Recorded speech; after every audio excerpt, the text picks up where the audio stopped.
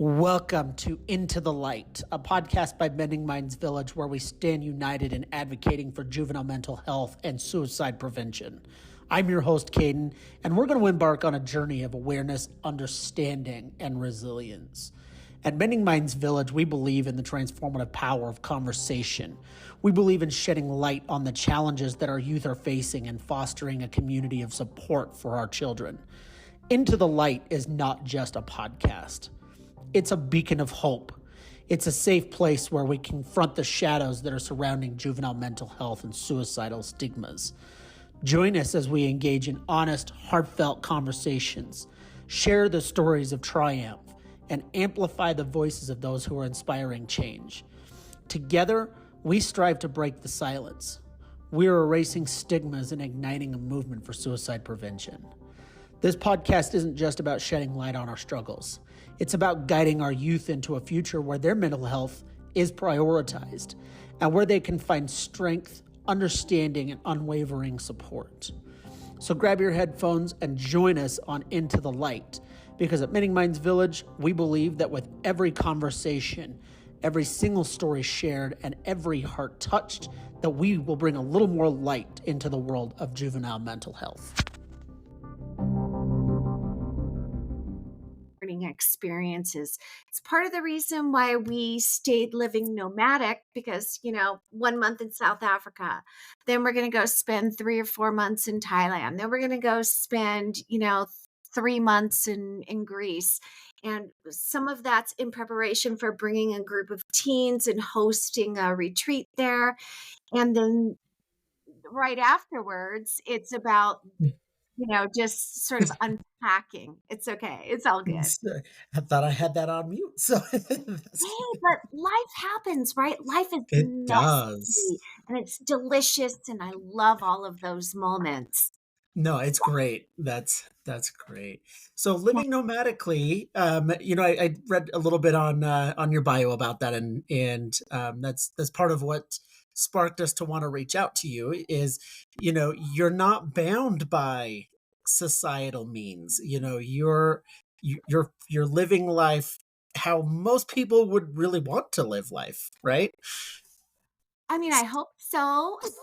I I'm a self-proclaimed anarchist, and I've figured out a way to be an anarchist parent, which means living without rulers and living basically in alliance, or in alignment is the word that I meant to say, with our Yeah, own core values and principles. Those are the guiding principles versus rules from somebody outside. So right.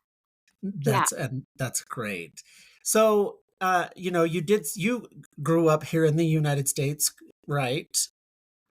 I And did. then your son was born here, and then so what was kind of the spark? What was the transition that made you decide to live nomadically and start traveling?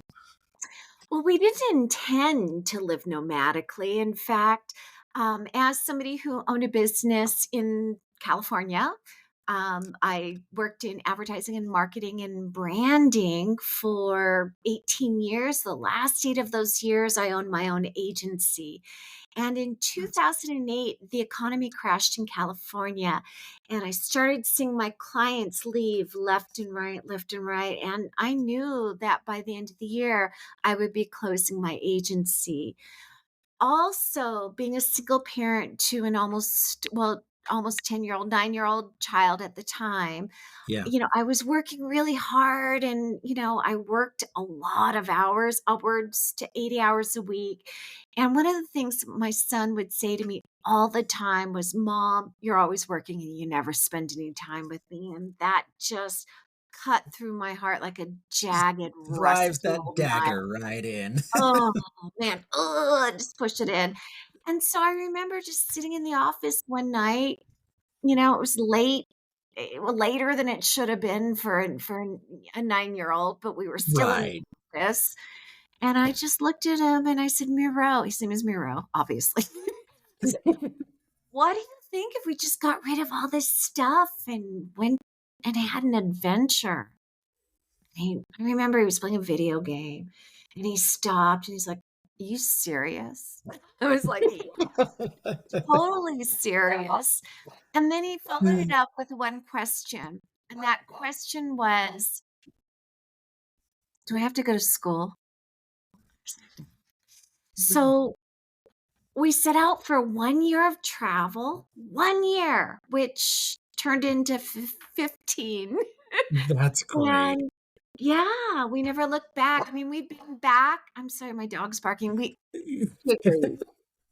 We never went back to the States to live. We've been back to visit and speak at conferences and so forth. But, there's something about being present in your own life, living without rules, um, li- living in partnership with another human being, which is how I chose to raise my child, and really focusing on those inner worlds as a valuable part of a person's life.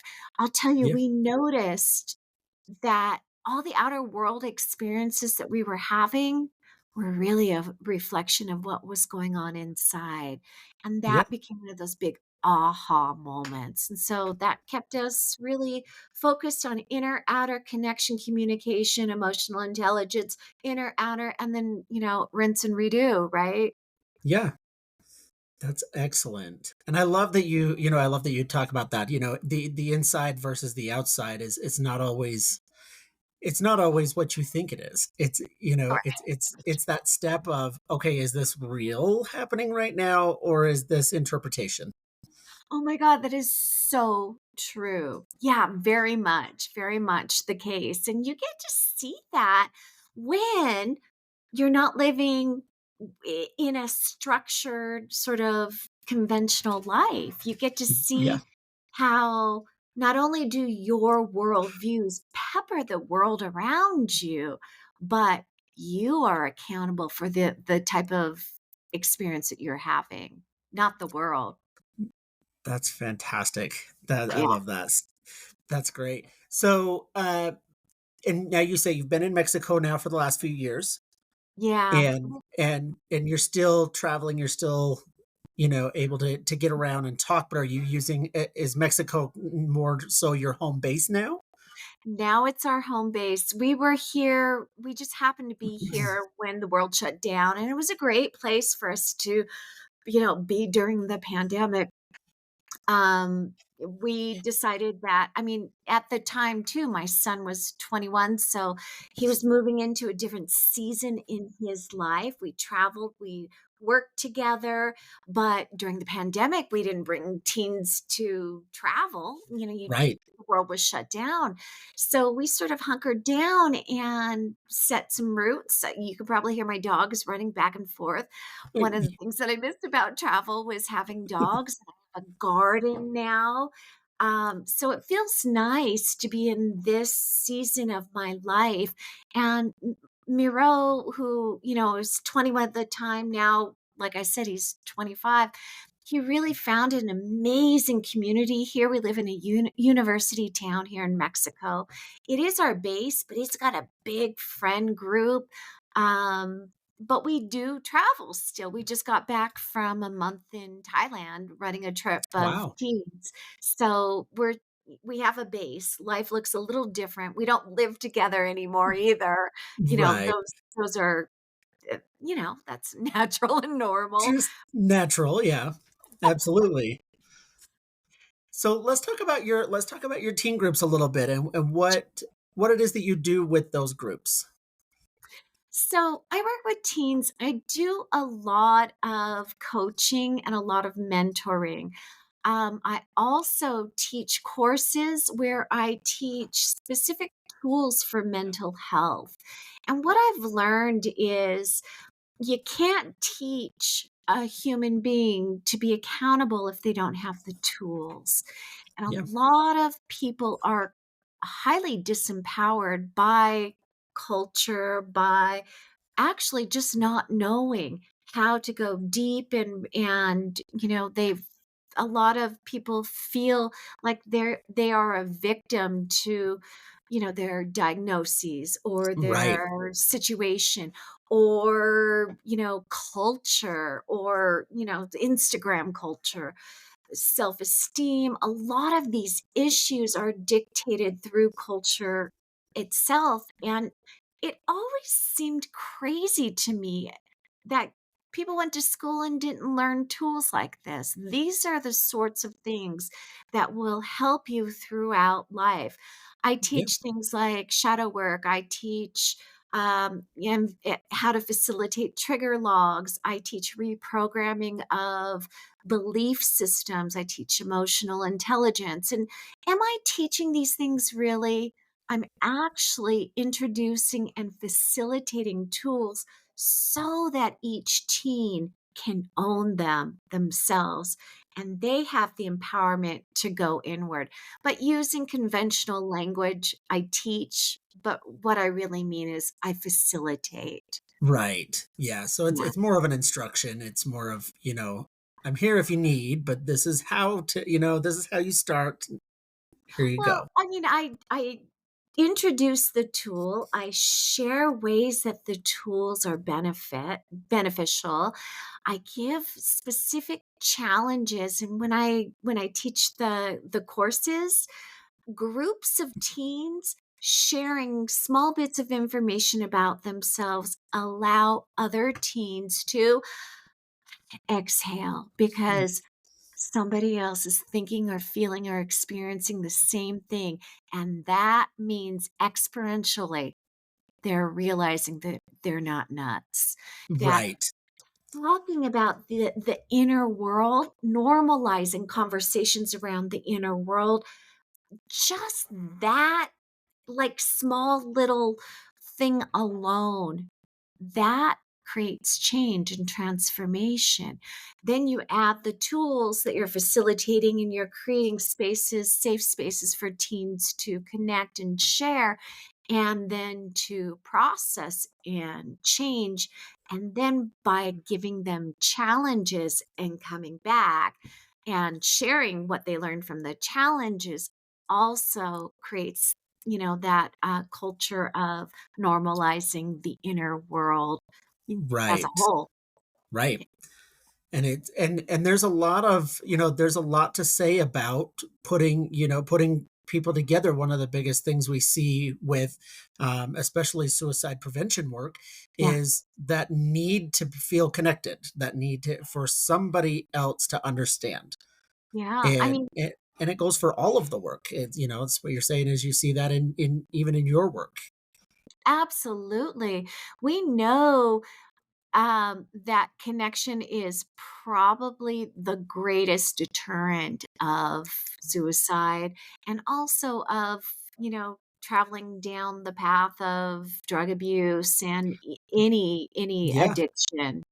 Yeah, the more Connection, and having the right connection.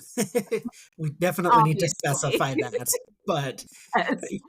and making sure that it's the right group of people and it's the right environment for them to be in experiencing life. Yeah, of course, of course. S That's implied. Yes. We would hope, but, I've learned that over the course of the last couple of years that we definitely specify what we mean. I So, and you do these all over, right? So you just got done with Thailand. Uh, Yes. where So I'm gonna make a differentiation. I co-founded Project World School with my son. Okay. And that's the company where we bring teens to different places in the world for these immersive learning experiences. In 2020, I actually founded Transformative Mentoring for Teens, and then in 2021 started writing a book sharing the tools that I use with teens and that I used on myself and that I used as a parent.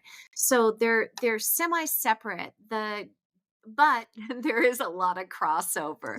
The Right, I right. mean, the work that I do is with teens, and whether it's in the self-directed education, inner world, outer world discovery, or transformative mentoring for teens, which is really a virtual online community, and Okay. that's inner world. That's okay, that's Yeah. great. So are you still touring then? Are you still going to different locations to do more schooling? Yes and no. Okay. Okay. um, being that I am now, I'm in my 50s and I'm focusing primarily on working in mental health with teens. I'm still co Yes. facilitating with my son one or two trips a year, and Oh, okay. he's taking the lead and doing the rest. So That's he's awesome. 25. So, yeah, yeah. Yeah, young and full of energy and Right. that's Yeah. great. So what's the next location? Where do you have your eyes set on? So crazy enough, or coincidentally enough, both crazy and coincidentally, they're coming to Guanajuato, Mexico, and I happen to live in this town, and that's the end of March. So we're doing what's called our intro trip. This is for a younger group. This is Okay. for ages 12 to about 17, and it's a 9-day trip versus our month-long trips, which are generally for 15, 16 to about 20 Oh, age. okay.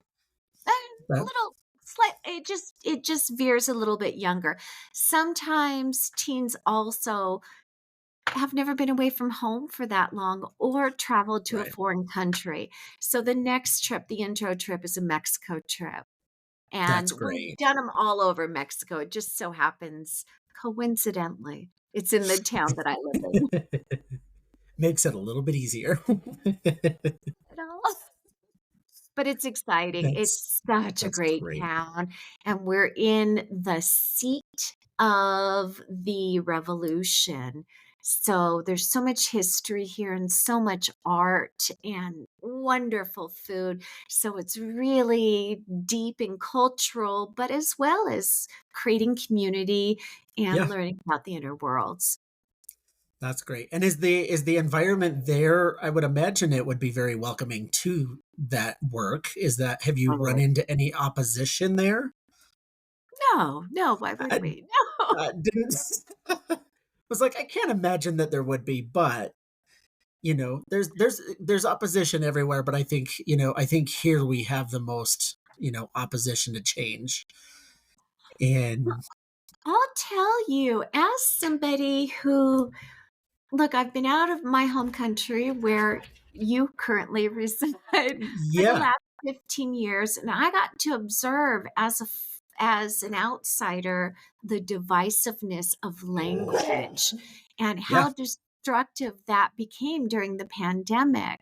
And again, as an anarchist, I am not aligned with either political um persuasion. I really feel like those sorts of topics create division among human beings, and division is not such a bad thing, but people in the United States don't play nicely together. They don't have no, the skills to be comfortable with the discomfort of having hard conversations. Instead, they create sides where nobody's listening to each other. And that has been a new sort of realization. Maybe it's not new in the world of politics, again, as somebody who chooses not to engage. right, Um, and we're not talking about politics, we're talking about humans and connection. I yeah, learn through diversity. I love being in countries where people have different belief systems. I am grateful for the invitation to immerse myself in a culture that's not my own. How lovely is that? Because I get to learn about myself in right. relation to other people. And I just don't see that same approach in the US. I just see boing, boing, boing. Yeah. See, we had a conversation this week along kind of those same lines where, we had a couple of kids that we were talking to, and we said, there was a conversation about being uncomfortable and why there was such a battle, Yeah, between one side and the other. And I said, it's not so much that it's a battle, rather it's an unwillingness to understand where somebody else is coming from. Yeah. Even if you don't agree, it's entirely possible to say, look, I may not agree with you, but there's something I can learn from that conversation. There's a reason inside of yourself that you're not comfortable with it. And so it's always learning, always. How And if it, beautiful is I'm that? I'm like, I mean, if we take the time and listen to the actual conversation, the point that's being made is moot. It it's a learning experience. absolutely. One of the tools that I teach teens is to follow their triggers using a trigger log. Yeah. And then we look at patterns and we unpack what is there. Sometimes we believe there's injustices outside of ourselves when in fact we are being unjust to ourselves. And it's a big learning experience. Triggers let us know that emotional responses for those that don't know what triggers are. Right. Strong emotional responses let us know that there is either incongruity in ourselves or something driving the desire to be heard, seen, and understood where we feel like we're not doing those things. And that's learning, right? Right. And that's what it takes, for those of us that have been on this, journey of trying to work through our mental health and trying to understand where our own patterns are. We as adults, we've got to be able to understand ourselves before we can help our youth. Absolutely. And so, having that conversation with adults can be interesting sometimes. It's like you're telling me that my I've got to undo my 40 years of life. Like this is not what I want to do. And I'm like, well, I totally can understand that. I'm there. I'm going through that work. I'm understanding where you're coming from, but we Exactly. definitely have to do it. We do have to do it. And can I tell you a secret? You wanna hear a I would, secret? Oh, we're on a would podcast. love Maybe to. it's not gonna be a secret. So, I wrote a book here, I'm just gonna show it to you, right? It's called Seen, Heard, and Understood: Parenting and Partnering with Teens for Greater Mental Health. And in this book, I'm first exposing parents to how to partner with their teens, Yeah. not rule over them. And so I'm talking about the difference between teaching and ruling and authoritarianism and partnering, right? So, which Right. really comes down to facilitating. So, language is important. But I also, there's a whole chapter of nothing but tools. And the tools are the same tools that I use in my practice to, help teens really own their internal world. But I Yeah. invite the parents to use the tools before they facilitate them with their teens. Why? Because they've got to know what's going on in their own internal worlds. And if they wish to make changes, if they're getting triggered by their teen, that's the parent, that's not the teen, right? Yep. If there's a belief that there is rudeness, well, maybe you were not listened to and dismissed as a young person. And that Yeah. rudeness touching on Is a wound. turning. Exactly. So the secret is parents need to do the work too. It's not about fixing another human being besides looking in and seeing what's going on in your own internal worlds. And every human being, even if you feel like you're the most, aware human being on the planet, let me tell you, we could be aware and Aware. aware, but we still have more, we're human. We still Right. have deeper to go and layers to pull out. And we've all been through childhood. So we all have a history to understand. Right. Can you imagine that? Right. And that childhood programs who we are. Now, we Right. can either allow that programming to run in our subconscious mind as our core foundational operating system, or we could learn about it and And even reprogram it. exactly, exactly. And as people, as people begin to do that work, as you work with parents and you work with teens, what do you generally see as the kind of initial reaction versus maybe a couple of months down the road when we're starting to use those tools? Are you seeing a good transformation? So, first of all, I don't work with parents. I Eh, wrote a book for parents, but parents are a lot of work because they've got 40 plus years of programming. Yeah, A lot of parents that say that they want to do the work are not really willing to do the work. A lot are. And somebody who loves working with people in that stage would be more suited for them because I am put on this planet to work with teens. That's my sole purpose of being here besides raising my beautiful child. right. Right. So I love partnering with teens. I love being that adult that can show up for them to show them that they matter. Nobody did that for me. And every time I do that for another teen, it heals a little part of myself. And the transformations are instant because it's a partner to partner relationship. I am not, you know, forcing them to do anything. I Yeah, am meeting them exactly where they are, which is so important. And I'm not their parent and I'm not judging them. They could be them in front of me, right? They could be whoever they are.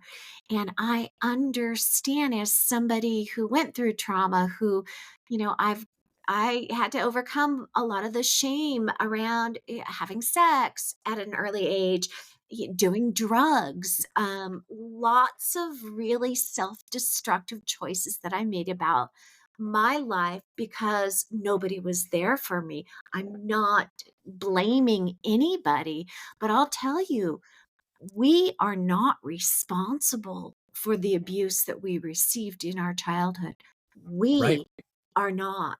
We are accountable to start healing that, though, in our adult years and starting, in adolescence to start learning the empowerment of self and the use of tools. And even if they're in a stage where they're not prepped to look at some of the stuff or they're not really aware, they've got the tools and they've created the neural pathways in order to do self inquiry, which allows them throughout their life to build this skill and to know that somebody showed up for them, that somebody cared to dedicate their life to this stage of life is so valuable. It's transformational. I see teens transform as soon as they are seen by another adult, regardless of the work that we're doing, regardless of the tools that they're using. Just that being seen, heard, and understood is transformational. That's awesome. I love that so much. Excellent. So, if somebody is interested in having their child come and work with you, where can they find some information? Oh, that's easy. Transformative mentoring for teens. And I always send, I mean, you could pick up a copy of my book on hardback or soft cover or even Kindle on Amazon. Right now, it's being recorded to audio, but if you enroll your teen in one of my classes, I'll send it to you as a PDF because I just want this information out there. And I also want you, if you're willing as a parent, to do the work while they're doing the work. You don't have to do it together or at the same time, but to have a conversation about emotional responses and about triggers, and also for the parents to understand the neurological and biological and psychological changes that are happening in their child will help them exhale a little bit. Just This is not personal. This right. is a natural stage. That's great. Lainey, it was great to meet you. It was great to have you on the show with us. And again, if you're looking for more information, you can always, always, always find her on all over the web. Yeah, right. So put in a Google search for Lanie Liberti. You'll be able to find Yeah, her I'm in just everywhere. about anywhere you want. Lanie, thank you so much again for being here. We appreciate you. My pleasure. Keep doing the good work. Oh, absolutely. Absolutely. And we will be talking more soon, I'm sure. Awesome. Awesome. Thank you. Thank you. That was fun. You bet.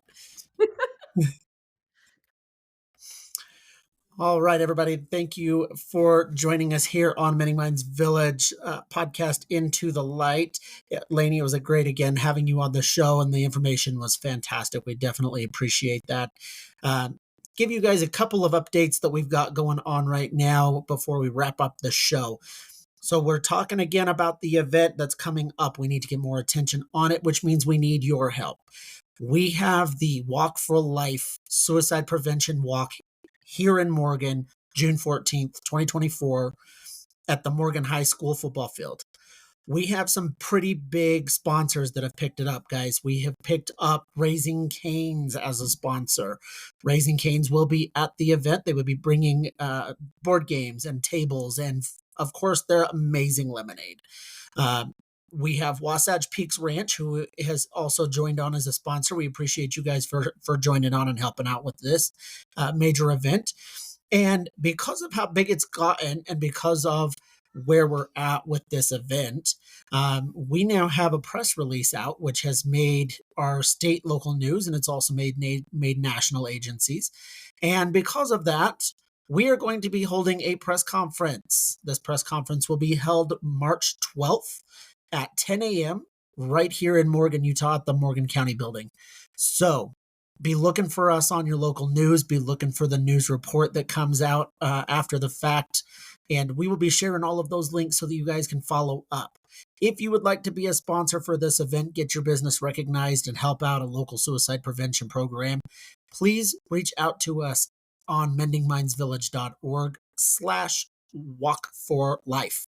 You can find all of the information for the events. We are trying to get into another location as well in October, and that would be a big way to get this program off the ground.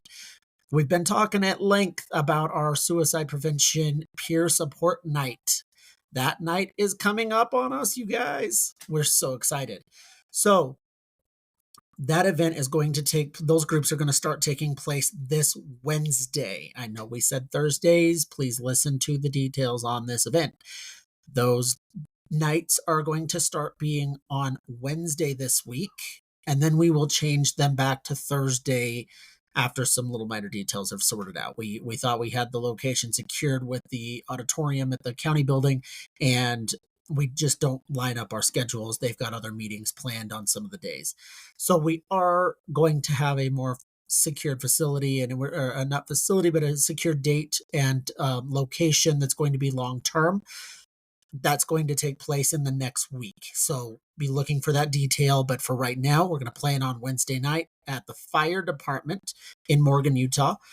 And that one, I will give you all the information for that on the website. You can call and ask for details. We'd love to see you there. We would love to support you through this time.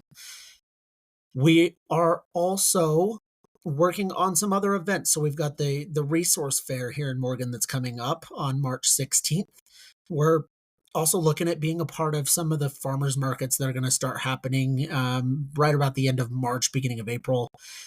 We do have a new group that's a new group of advocates that are joining us this week that is going to open us up a division in Uinta County. Uinta County is the Roosevelt, Duchesne area in Utah, part of the Tri-County area. And that's one of those counties that gets missed quite a bit. So we are so excited that we have some volunteers and advocates that are wanting to help take off with events out there and really help spread the word of Mending Minds Village work of suicide prevention and mental health advocacy. Again, you guys, thank you so much for all that you do, for all your support and your help. We could not do this organization without all of you and without the work that you do. We are just one very small part of this whole big deal. So thank you very much for being a part of it. We appreciate you being here and listening to Into the Light with Mending Minds Village. Stay tuned next week. We have another podcast episode for you. We've got another guest that's going to be on. That guest we have already interviewed, so we know how that show's going to go. Yeah, we're kind of seeing into the future. It's kind of cool, but we know how that show goes. It's going to kind of build on the show here with Lanie, and it's going to be in a different perspective, which we love. We love having different perspectives. But it takes it into more of a spiritual conversation. It takes it more into the spiritual and more internal realms of things. And so I hope that you enjoy that episode as well. And then we have behind that, we have another interview with a man named Lance. Excuse me if I slaughtered your name and you're hearing this. I apologize. His name is Lance.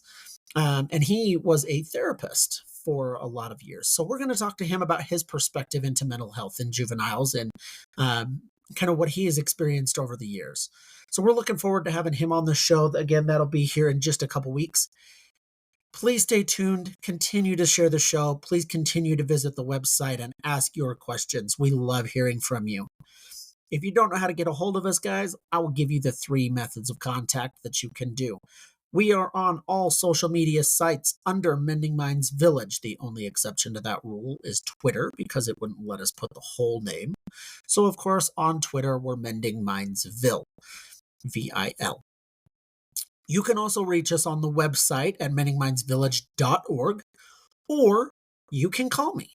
You can reach me by phone at 801-259-3312. I'll give you that phone number every show because it's public information. It's on the website. It's on all of our media contacts. If you need to get a hold of me for any reason, please do so. If I don't answer right away, leave me a message, and I will call you back as soon as I am available next. I am in meetings. I'm on, talking to legislators. We're talking to clients. We're talking to new locations and things all the time. So please don't give up. It may be an hour or 2, but I promise you I will get back with you. Thank you guys for being here again. It's been a great show. I'm excited for you guys to hear this show. And I'm looking forward to seeing your feedback and your ideas on other shows. You have been here listening as a guest on another episode of Into the Light with Mending Minds Village.